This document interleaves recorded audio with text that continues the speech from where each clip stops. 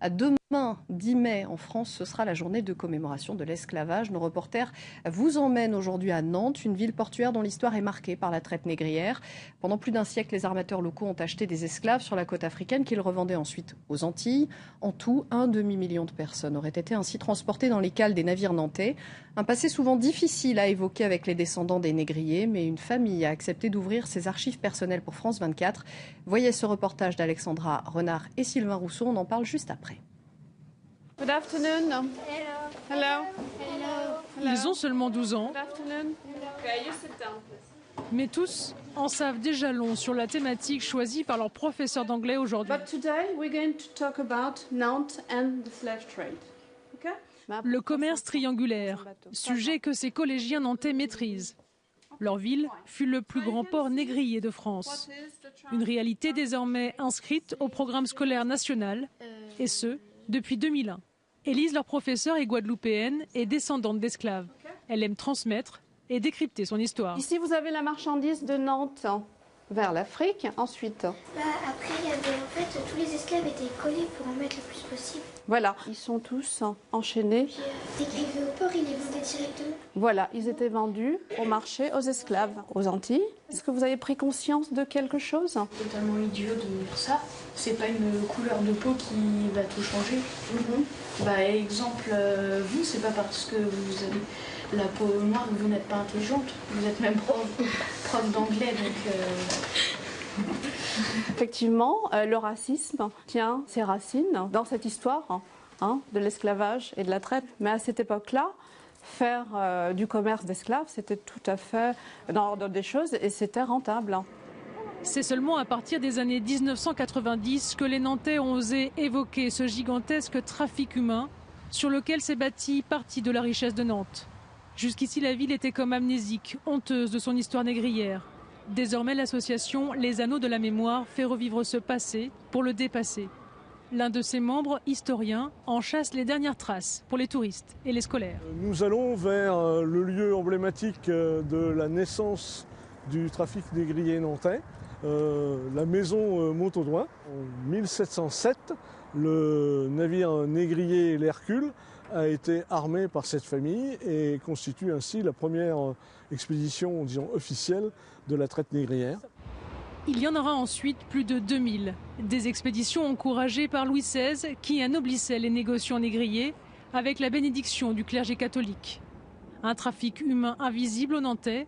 Depuis ce port où la Loire lie les 3 continents, on chargeait les cargaisons européennes, on y déchargeait celles revenues des tropiques. Mais dans les cales de ces bazars flottants, 550 000 Africains seront déportés. Une marchandise précieuse qui embellit la ville durant 2 siècles, comme ici, sur l'île Feydeau. En face du port traditionnel de Nantes, on aura la construction de tout cet ensemble, 23 immeubles, essentiellement les armateurs négriers. Mais c'est en se rapprochant des façades que surgissent les plus frappantes empreintes de cette époque négrière. On a là le visage, de très beau visage d'ailleurs, d'une Africaine, dans l'idéologie de l'époque, c'est-à-dire les cheveux crépus, les yeux globuleux, le nez épaté et les lèvres charnues, en insistant aussi sur les perles et les boucles d'oreilles. Difficile de savoir ce qu'est devenue cette aristocratie de Nantes. Au fil du temps, leurs descendants se sont pour la plupart évaporés, tout comme leur patrimoine, souvent devenu lieu public. Sur l'île Feydeau, seule une de ces familles habite encore le même immeuble que ses ancêtres. Les Pichelins, descendants de leur aïeul Trottier, un négociant, ex-planteur esclavagiste, catholique et franc-maçon. Trottier, on peut dire que c'était plutôt dans les petits armateurs qu'il était par rapport à d'autres qui étaient beaucoup plus importants. Il a acheté la maison par petits bouts. Arlette a 92 ans.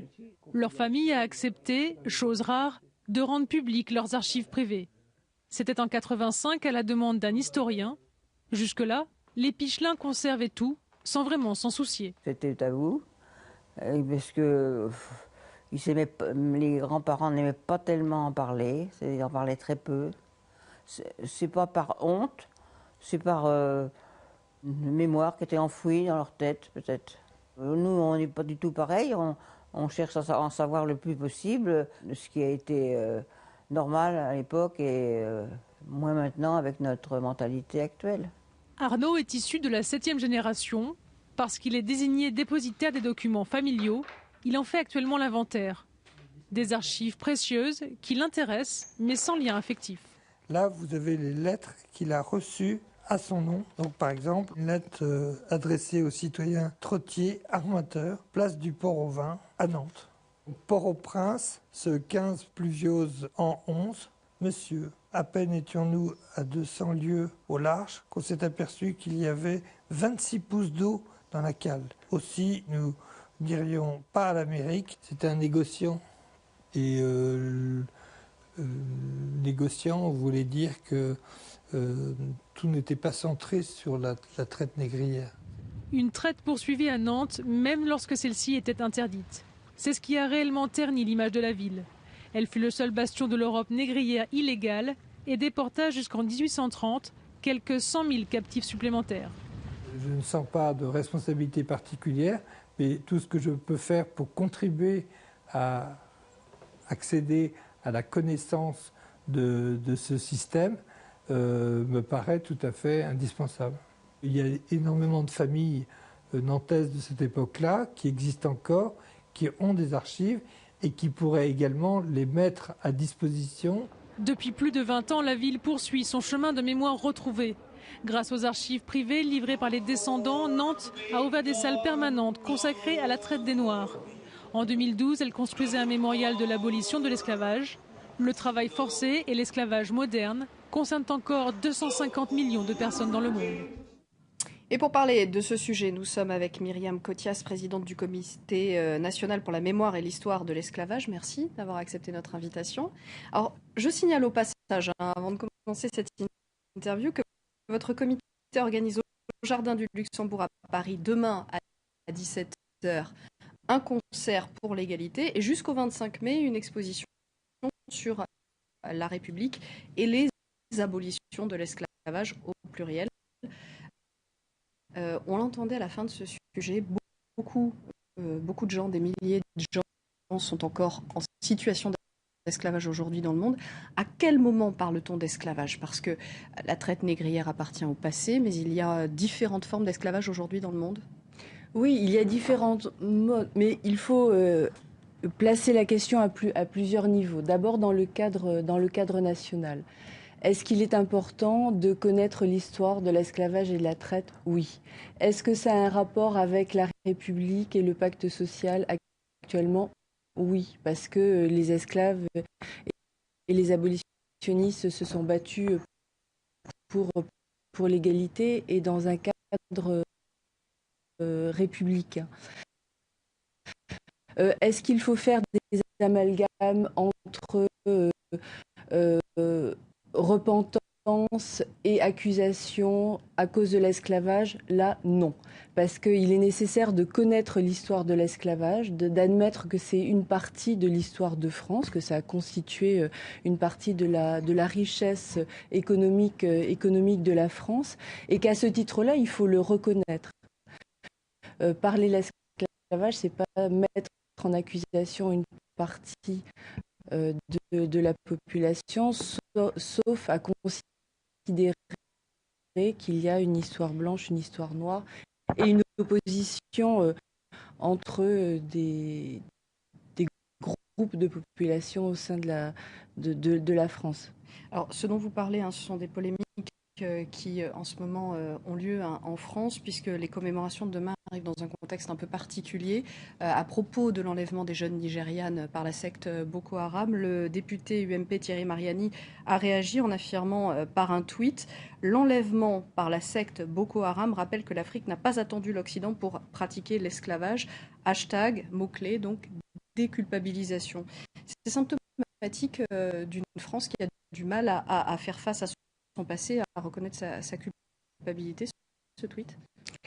Mais c'est symptomatique d'une France qui ne connaît pas son histoire, tout simplement. Connaître l'histoire de l'esclavage, une nouvelle fois, ce n'est pas mettre en accusation. Il n'y a pas de dimension, il n'y a pas de dimension morale dans le contemporain à avoir au sujet de cette histoire-là. Comme je le disais, ça a constitué la France, ça a constitué sa richesse.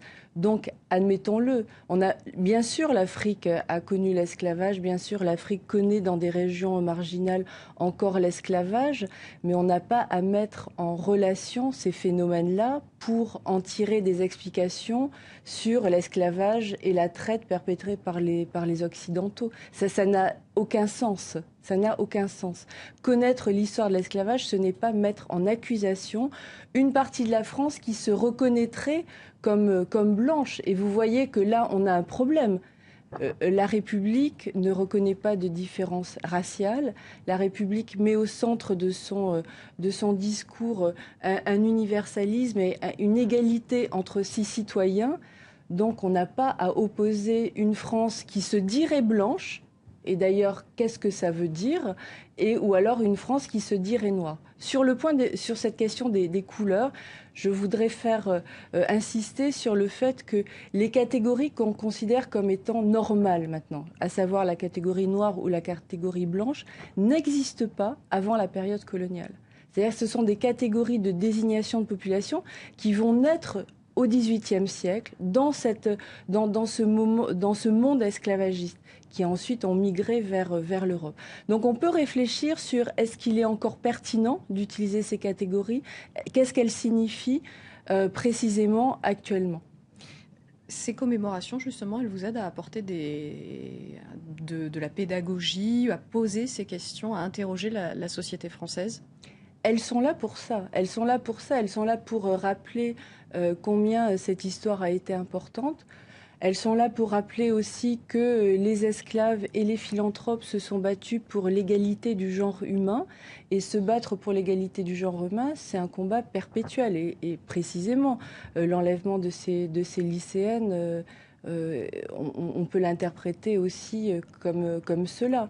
La secte Boko Haram elle-même a dit qu'elle serait vendue en esclave. C'était oui, absolument. Le but de cet enlèvement. Oui, absolument. Mais donc ça veut bien dire que la question de l'égalité et de la perception des êtres humains comme étant égaux et appartenant au même groupe pose encore problème, n'est pas encore admis, et que dans certains pays de confession musulmane, l'esclavage existe encore. Mais il ne faut pas que cet enlèvement qui est dramatique, qui est scandaleux, serve en fait à dédouaner et à effacer un moment de l'histoire de France. C'est anachronique et c'est scandaleux également. Justement, je vais revenir à ma première question. À quel moment parle-t-on d'esclavage? Parce qu'il y a effectivement l'esclavage d'une personne qui est obligée de servir, par exemple, une famille ou autre. Il y a d'autres esclavages plus modernes aujourd'hui dans le monde. À partir de quel moment peut-on estimer qu'une personne n'est plus libre de ses mouvements et de sa volonté? Enfin, la définition de l'esclavage est assez précise. C'est-à-dire ce sont une mobilité contrainte dans l'espace, c'est une perte de papier d'identité, c'est un contrôle de la vie quotidienne, c'est un contrôle des unions, c'est une obligation de travailler, c'est être mis sous la coupe d'un maître ou d'une maîtresse qui peut manifester sa propriété sur vous. Manifester sa propriété, c'est-à-dire faire de vous ce qu'elle veut. Et c'est ça précisément être esclave, c'est-à-dire avoir aussi son statut d'humain, d'être humain, totalement nié. Alors, la France a été pionnière dans ce domaine de la lutte contre l'esclavage, puisque la loi Taubira, il y a maintenant plus de 10 ans, 13 ans, reconnaissait l'esclavage comme crime contre l'humanité. Est-ce que c'est un motif quand même de satisfaction ou est-ce qu'il y a encore d'autres combats à gagner en France ? Je pense que la loi Taubira doit s'inscrire dans une demande de reconnaissance de la part des descendants d'esclaves, en tout cas les personnes qui se présentent comme telles, parce qu'elles étaient victimes de discrimination, de racisme, et qu'elles estimaient que leur part d'histoire et de participation à l'histoire de France n'avait pas été assez reconnue. Donc dans ce sens-là, la loi Taubira était très importante. Et elle le demeure. Ce qui a été aussi très important, c'est qu'elle a permis que soient inscrits officiellement dans les programmes scolaires ces questions, à la fois en 4e et en seconde. Elle a aussi permis que la recherche soit plus ouverte, plus reconnue, là encore, et qu'un prix de thèse, par exemple, soit créé autour des travaux qui sont faits sur l'esclavage. Et puis, elle a institué le comité pour la mémoire et l'histoire de l'esclavage, qui est en fait un comité de vigilance, qui n'est pas tourné vers le passé, mais qui est aussi là comme une sorte de flamme qui rappelle que l'égalité, c'est un long processus et qu'il faut être vigilant. Merci beaucoup Myriam Cothias d'avoir été avec nous pour ce focus consacré donc à la journée de lutte contre l'esclavage. Merci.